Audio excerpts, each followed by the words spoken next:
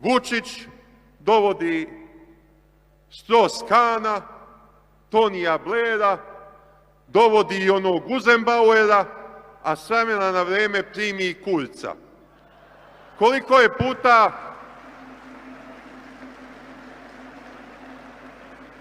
braćo i sestre, nije smešno, to su činjenice.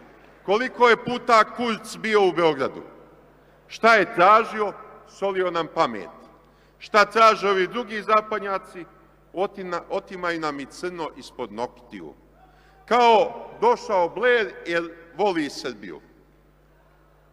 Došao zbog para, lopuža belosvetska, ratni zločinac, umjesto da ga strpaju u zatvor, oni ga napune parama.